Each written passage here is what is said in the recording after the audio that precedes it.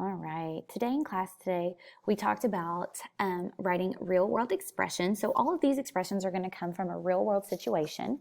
Then what we did was we evaluated those expressions at specific values that were given to us throughout the problem. Okay, so first off, let's talk about define our expressions. We've talked this entire unit about what an expression is, an algebraic expression that contains variables, coefficients, constants, and contains mathematical operations. So today what we're going to do is we're going to be writing our very own from a real world problem. So how to write real world expressions. The first thing that we're going to do is we're going to identify the variable. So as we're reading our situation, we're going to pick out the variable that we don't know. Sometimes it will give us a letter. Sometimes we'll have to pick. Okay. After we identify the variable, we're going to figure out what is the variable's coefficient. So we're going to figure out if that variable is being multiplied by anything in the problem. Third, we're going to identify any constants that we see. So anything that's going to be the same no matter what, we're going to identify that. Then we're going to identify the mathematical operations that are happening. And then last but not least, we're going to put it all together and we're going to write our expression. So let's go over here and let's take a look at an example. It says your school is planning a banquet and the cost of renting a function room is $220. The cost of the food is $15 for each person attending. Write an expression for the total cost of P people. So first off, we're going to identify our variable, and it's actually given to us in the problem. It tells us that it's going to be P people. We actually don't know how many people are going to attend, so that's our variable, and it tells us to use a P. So I'm going to, in the variable spot, I'm going to put a P, and then I'm going to tell what that P stands for. It stands for the people that are attending. Okay, so next we're going to look and see if that variable has a coefficient. Are we multiplying the people that are attending by anything in this problem? If you look closely, we see it's going to be $15 for each person.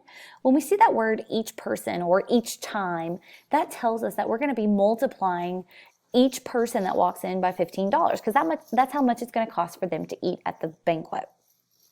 Okay, so now we're looking to see if we have any constants in this problem, and we see that it's going to cost $220 to rent the function room, and that is a constant because it does not matter how many people show up, it's still going to cost us $220. If one person shows up, they're charging us $220. If 100 people show up, they're still charging us $220. So that's our constant in this problem. And now our math operations, I see the word total. We want the total cost. So I know I'm going to have some addition. However, there's a hidden math operation because we have a variable and a coefficient. We know we're also going to be multiplying. Okay. So the next step is to actually put all of that together and write out our expression. So I'm going to start and I'm just going to work my way across here. I know that it's going to cost me $15 times each person attending. So we can write that as 15p. You'll remember from when we translated expressions, we don't use the little cross as our multiply sign anymore. I know that a variable right next to a coefficient says to multiply. So this says $15 times each person that shows up. Then we're going to add on the cost of the function room, which was $220. So our expression says 15p plus 220.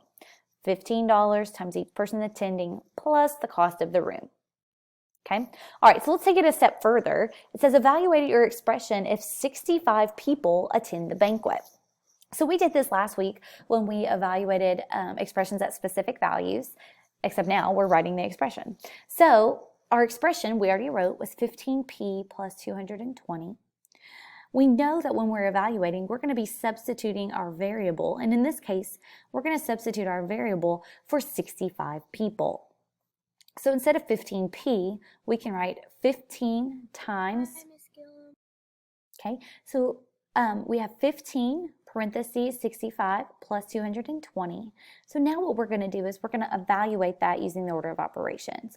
So we have 15 times 65 because multiplication comes first, and we get 975 plus 220. So now we're just going to add those together, and we get that the cost of the banquet with 65 people attending is $1,195.